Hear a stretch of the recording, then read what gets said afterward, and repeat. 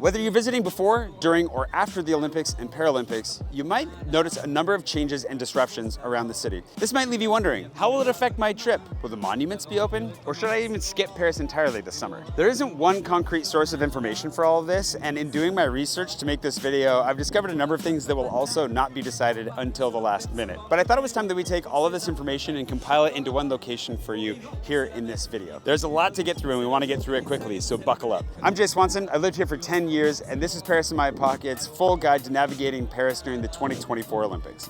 Let's go. The Olympics will be held in the greater Paris area, but also around the country and beyond for things like football, basketball, surfing, sailing, handball, shooting, you get it. By contrast, the Paralympics will be held almost exclusively in the greater Paris area. Everyone here refers to them as les Jeux, for les Jeux Olympiques. So don't be surprised if you see the initials JO all over the city. The Olympics themselves are going to be held from July 26th to August 11th, and the Paralympics will be held from August 28th to September 8th, 2024, obviously. The truly crazy period is going to be the 8 days leading up to the opening ceremony. July 18th through 26th is going to be the most disruptive period of the entire Olympics, and I'll explain why here in a minute. But what you should know above all is that most of the city will remain unaffected. In fact, if you were to do Paris the way that I love doing Paris, then you might not even notice that much of a difference. Get my guide at parisinmypocket.com right now to get every recommendation you need to have a great time in Paris, whether during the Olympics or not, and a ton of recommendations away from the crowds. The principal area of the Olympics will be on the boring side of town, aka the west side of town, and mostly near the river. These include Trocadero, Le Champ de Mars, Invalides, the area between Pont Alexandre III and the Grand Palais, and then Place de la Concorde. The Tuileries themselves might also end up being a little bit tighter on security because they're rumored to be holding the Olympic torch. But as I learned at a Paris Olympics informational meeting last night, they're not publicly committing to anything regarding the torch until closer to the games, so that might change. We'll put links below about that. There are other sites located outside of central Paris, like the equestrian stadiums in Versailles, the aquatic center in Nanterre, and sports stadiums like at Parc des Princes and Saint-Denis. But most of these places are where 99% of visitors would never go, with the obvious exception of Versailles. For those of you visiting after the Olympics, be aware that most of these temporary stadiums won't be taken down until October and even November in some cases, like the stadium in Trocadero right behind me. Even with these sites locked down, the areas immediately around them are meant to remain accessible, including the museums and monuments next to them. We'll talk about that in a minute. For now, the most annoying section is going to be the period leading up to the opening ceremony. And for that, I've got a little map to share with you. There's a fantastic map that we've linked to below that shows you everything that's going to be blocked off and closed in the lead up to the Olympics and the Paralympics, which is when things are going to be the craziest. It starts on July 15th, and as you play with the dates, you can see how the lead up to the opening ceremony, things get pretty super blocked off. But once you get to the 27th, everything clears up very quickly. And while even this red and blue might feel really restrictive on certain days, it's really important to remember that the red and the blue are for cars, not for cyclists or pedestrians. So you can still walk through here and shouldn't have any problems. But it's also a good reminder, don't drive in Paris. Traffic is already insane and we aren't even to this period yet. So Ubers and taxis are probably gonna be really slow and fairly painful ways to get around town. Again, the red you'll be able to walk through. The only areas you're not gonna be able to go through anytime during the Olympics is gonna be where it's black or gray.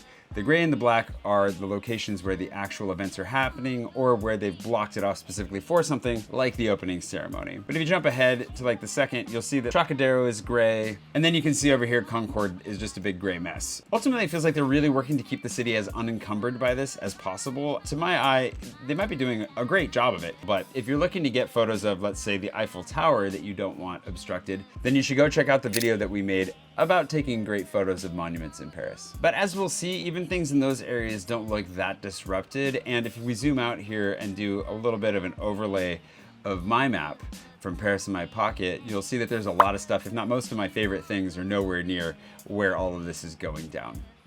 So, I mean, if you want to get away from the crowds. Where do you buy tickets? And afterwards, where do you find them? You can buy them on the official website, tickets.paris2024.org.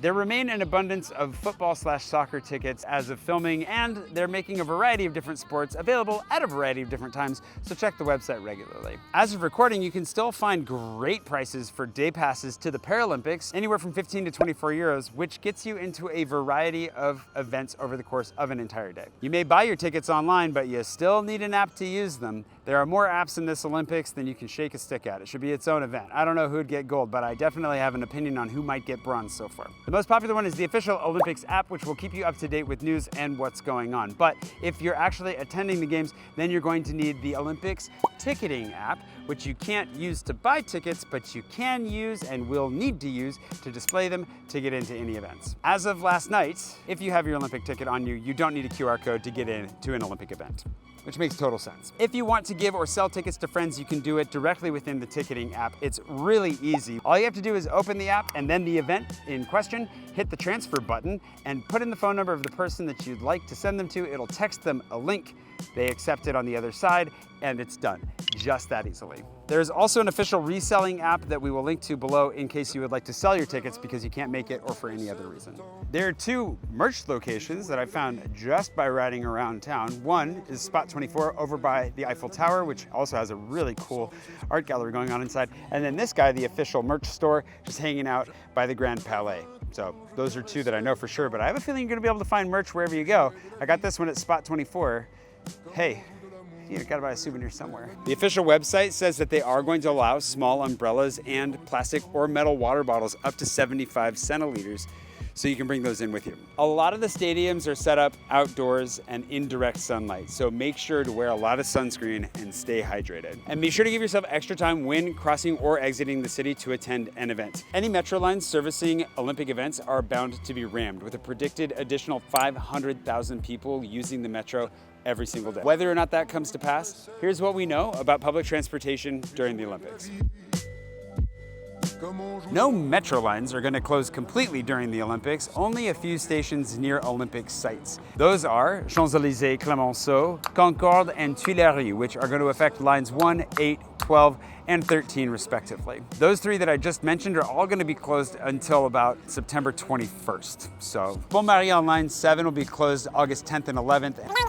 It gets really complicated, so we put screenshots of all the closures in a post below. They have been changing from time to time, so what I would recommend to stay up to date, instead of looking at screenshots and trying to map this out, is to download the app City Mapper and use that to map your way around the city. They usually have up-to-the-minute updates on delays and closures, and they'll help you get around. It wouldn't be France if we didn't have at least one exception to a rule, and today's exception would be July 26th, the day of the opening ceremony, wherein there will be a rolling closure of more metro stations than you can shake a stick at. I would advise that on July 26th, you do not rely on the metro after 1 p.m. if you need to get across town. Pick one side of the river and stick to it, as the majority of bridges in the center of town are going to be closed off, and all of them will be closed by 7 p.m. Ride bikes to get around more quickly, and stroll about to check things out and soak up the vibe. But stick to the side of the river that you plan to sleep on just to be safe. According to the latest reports, the opening ceremony will not be available to be watched from the banks of the Seine for free as originally planned.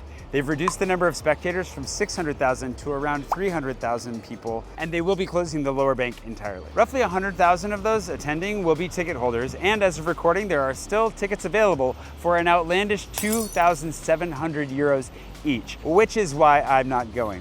The remaining 220 or so thousand people in attendance will be doing so by invitation only. So unless you happen to know somebody who has an apartment overlooking the Seine, or you have the right connections to get a ticket for free, I'm afraid you're gonna have to watch it on TV. The insane cost of the opening ceremony isn't the only jaw dropper. The price of the metro is set to nearly double during the Olympics. The price hike starts on July 20th and doesn't stop until September 8th. And the only way around it is if you're a resident, you live here, and you can get yourself a monthly Navigo pass. Even residents living here will have to pay the inflated individual ticket cost, which is why I'll be loading up on my Navigo Easy for any guests visiting, like my dad. Otherwise, there's no way around this.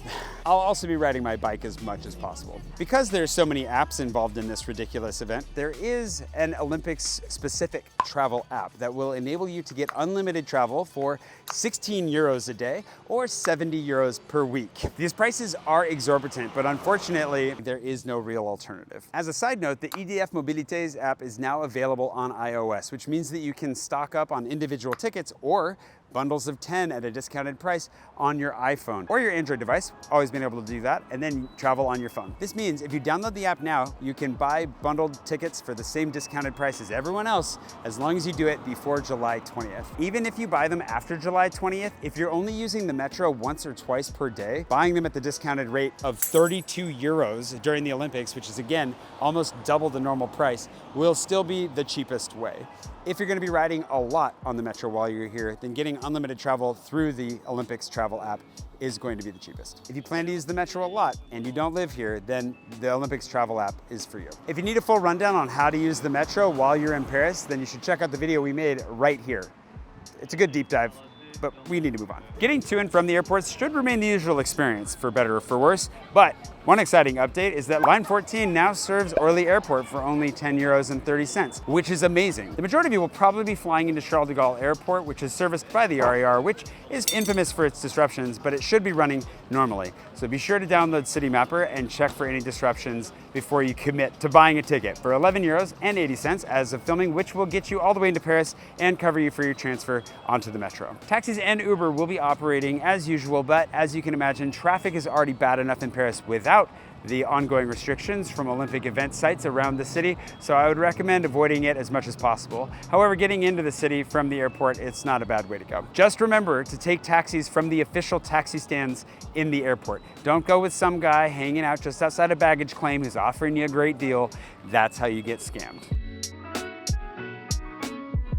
The price of lodging during the Olympics is set to be way above average, and during the Paralympics also above average, but the period between them is set to be a little bit below average. So if you want to come last minute in between them, you should be able to find a place. Anecdotally, Airbnb rentals are also way down, and I would expect the prices being asked to follow suit. Almost all of Paris's monuments will be available as usual during the Olympics. Only the Olympic sites themselves will be completely closed down, unless you're attending an event. Leading up to the opening ceremony, every bridge between Pont Austerlitz and Pont d'Iéna will progressively be closed down from July 15th, predominantly to cars. You'll still be able to get across by foot traffic, which also leads us to an interesting fact that I learned last night, which is that on Pont Alexandre 3, you will be able to get across on foot or by bike as long as there is not an actual Olympic event happening at the time. Museums on the periphery of the Olympic sites will remain open. Even the Eiffel Tower is only closing down on July 26th for the opening ceremony, and of course for the festivities on July 14th, which, side note, it's pretty fun. They're going to actually have an entire fireworks show in the colors of the Olympics this year. That's cool. Trocadero is the tricky one. Museum of Man is set to be closed from July 20th till August 13th, but the Architecture Museum will be open throughout the Olympics with the exception of the day before, of, and after the opening ceremony. It's also located within a gray zone from July 18th to the 23rd, so be sure to apply for your QR code and get your pass Jeux, which is something that we will talk about here in a minute. From my reading of the map, the viewing platform at Trocadero will be open to foot traffic after the opening ceremony. And I was able to directly confirm that with the tourism office last night. So you should be able to go up there to get your photos of you and the Eiffel Tower while the rings are still hanging from it. Most businesses and restaurants are planning to remain open throughout the Olympics, according to my friend Lindsay, who wrote an article on the piece, in which she said, many plan to take a break between the closing ceremony on August 11th and the start of the Paralympics on August 28th. Links to all my sources below, including the one that let me know that all of the temporary terraces, the COVID terraces that are up right now, are allowed to be open all the way till midnight from July 1st until September 8th.